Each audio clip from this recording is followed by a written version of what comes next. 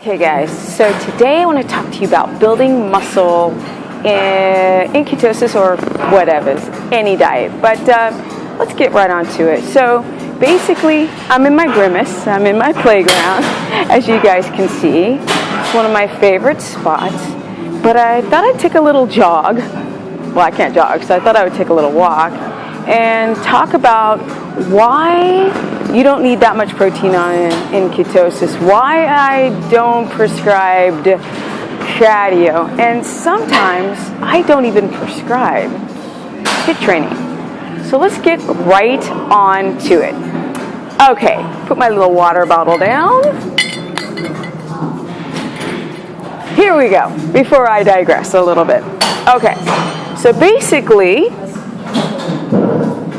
muscles, they're expensive. And I mean, they are very expensive. What people don't understand that when you want to build muscle, not only does it require a lot, and I mean a lot of amazing nutrition, but it also requires a lot of amazing sleep to actually build that muscle. Of course, you know, and life stress and all that kind of stuff. But let's get right on to it.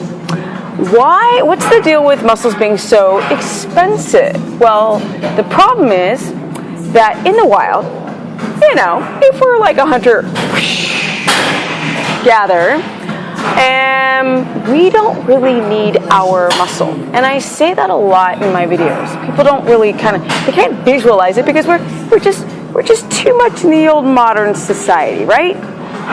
Wait, I think the Hollywood sign is around here somewhere. Let me see if I can find it. Can I find the darn Hollywood sign? You guys know I love to digress. So funny when somebody finds me for the first time and they're like, oh my God, 12 minutes of babbling, and she finally gets to the point. Okay, somewhere out there, I don't know if you guys can see because of my camera and an angle I can't see, but there's the Hollywood sign. But anyway, so I live in a modern society, so even though my body is very primal, I'm not. So let me get right back over here to my little spotus.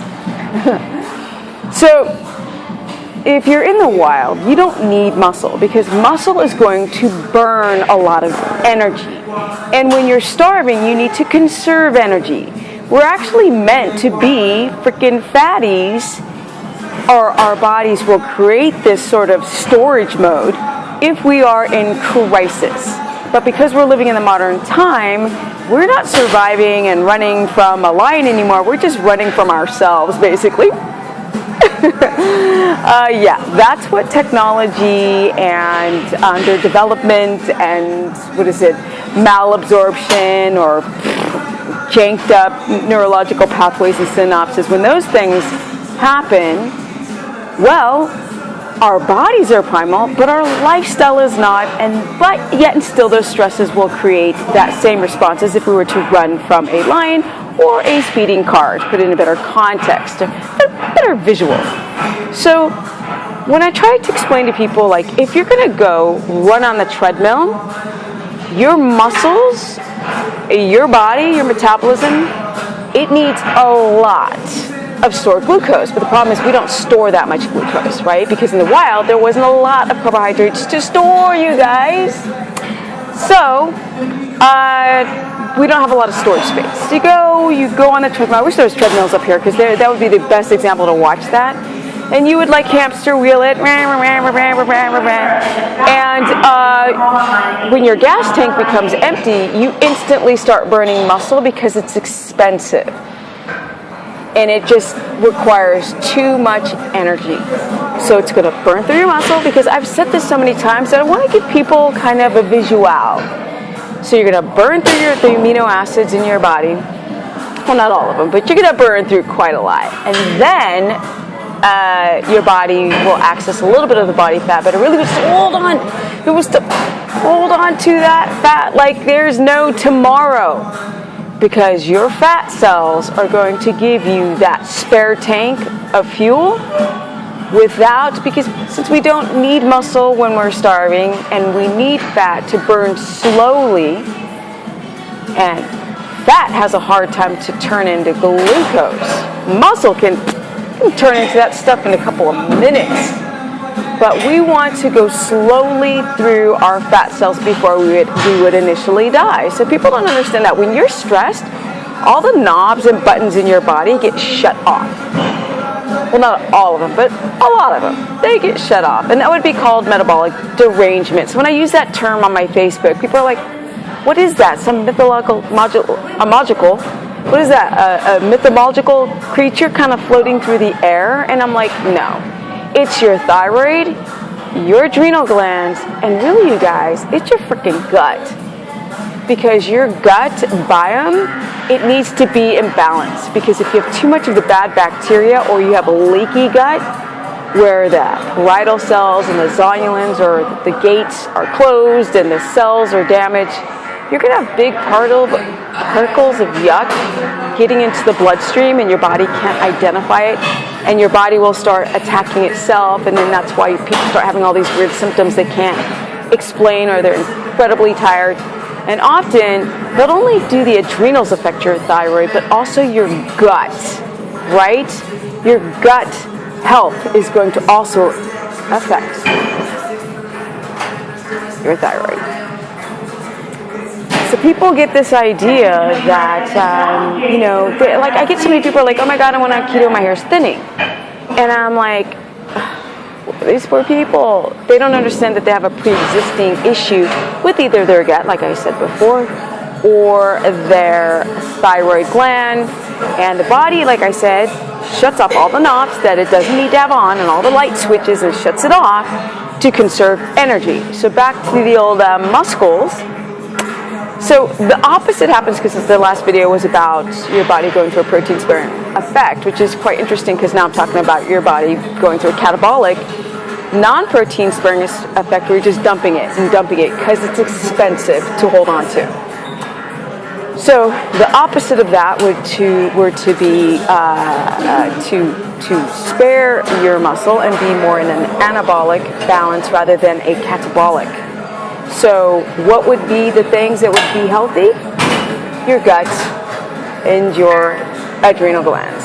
And of course of other metabolic processes, and your pituitary, your hypothalamus, all these things that are signals and regulators of your hormones, your nervous system, all of these things are going to be indicative of how much muscle you spare. So if you're not dependent on carbs, so when you decide to go on the non-BS keto lifestyle and you cut your carbs down, you guys got to understand, it could take a couple days to a month for your body to even decide if it wants to use the ketones. Now, your body can break down ketones in 6 hours of not eating your carbs, or driving your glycogen storage is empty. But that doesn't mean that your body's going to use those ketones.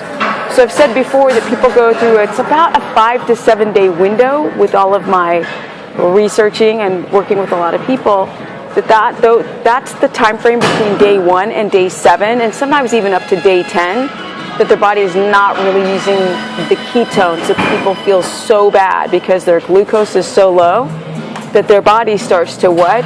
It starts to dump the muscle because it's too expensive, because the body thinks it's starving in the first couple weeks or days of your keto adaptation. So what you want to do to stop that protein breakdown is to jack your fats up so high it's redunculous. Now, people become obsessed with losing weight. I'm like, you don't lose weight in the first state of keto unless you're obese. Obese people have a lot of inflammation, right? They're dumping a lot of water, right? These are things that you guys need to consider. Now, if you're just 30, 40 pounds overweight, you may not lose a drop in that first stage of your keto adaptation. Remember, when your glycogen is empty, your body wants to bring that gas tank of sugar back up. So it starts to go into a gluconeogenic effect and break down the expensive muscle to convert it into glucose. But that blood sugar is not enough to fill back up the gas tank. So the brain has to decide, do I want to keep doing this horrible, ravaging way of surviving and getting a really low-grade energy source, or do I want to dump the sugar way to burn and go and just start burning fat? Because fat is slow burning. Like I said, if you're in the wild and you're starving, It's slow burning. It's even keeled. You can have very even energy all day long without eating a drop of food because your body accesses its body fat, which is fantastic by me. Okay guys, so I just wanted to do a pseudo, never short video on why it is so important to consider the protein amount in the beginning, to not overdo your protein, because just because you're catabolic doesn't mean that if you eat more protein, you're going to be anabolic. You're actually going to be in this really bad, weird cycle where protein itself doesn't have a lot of grams within the meat, but your body can convert it into glucose, and that glucose is not enough to get and fill up your glycogen storages. So you're in this kind of purgatory, like near hell zone. So don't use protein as a way to feel satiated, because if you are craving protein, you're just simply not eating enough fat. So your protein has to be incredibly moderate. So of course, this is the third time I've mentioned in my videos that I've been coaching a guy, 6'3", dude's like 225, 230, built like King Kong. And he eats 75 grams, minimum 75 grams of protein a day, you guys. It's so amazing, freaking ballies. So, and if he tries, he is so, his body and his immune system is so freaking in a homeostatic level that his body doesn't break down the amino acids like it used to, and now he just grows because what? He's now insulin sensitive.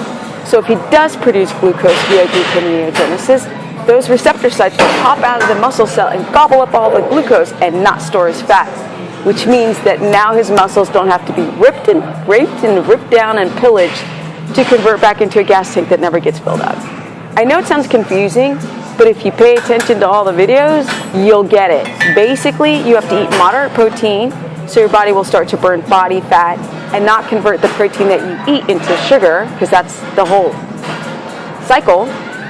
And you also want to be very mindful of when you do like HIIT training and cardio, because remember, muscle's expensive. If you are not in ketosis and you're trying to be, or if you're just not in ketosis and you go on to the treadmill, you don't burn fat. You burn like fat. You burn like this much muscle, because your gas tank, you've eaten like your breakfast. Breakfast is gone. Like gas tank's not that much. What, you're gonna have 2,000 calories. You can burn through that 20 minutes on the treadmill if you do HIIT training. So when you burn through your glycogen reserves and your body does not know how to use ketones because you're not in ketosis, you're going to burn muscle. And that's why if I go and take my phone right now over to the treadmill, which would be really kind of mean to do, but that would show you exactly what I'm talking about. It would show you the demographic of people, because I'm in frickin' Hollywood. Frickin'. And so you would think that you would have the most gorgeous, amazing bodied people you'd ever see. No, inte. Absolut inte. Det finner ingen människa som är vackra. Anyway, whatever. You don't find like beautiful people, because people are unhealthy in this day and age because they don't know how to methylate. Which, you know, I've done like nice 6-7 videos on the methylation cycles and how important they are. And we want the kind of methyl groups to go around and do their thing. And if you're having issues with whatever, your thyroid, your everything, you guys know I mentioned all of that. If your testosterone's low, if you've got depression or ADD or autism and schizophrenia and just cancer, whatever. Ready poo-poo, IBS, like Crohn's disease, you name it, then you have to think about your body's kind of attacking itself. You're going through an autoimmune disorder. So when it comes down to get into a state of ketosis, once you're in ketosis, you can do this HIIT training. But if you're not in ketosis and you have a propensity to develop one of these illnesses, then having a blood sugar dysregulation and your gas tank going down to empty exacerbates the problem, and you don't heal because you don't have the right food, you can't detox, and your blood sugar's all over the place, and you don't know how to use ketones. So that's it, guys. If you want to lose more, learn more, Go to stephanieperson.com or Stephanie the Business Person on my Facebook fan page or Stephanie Ketogenic. Yay, yay!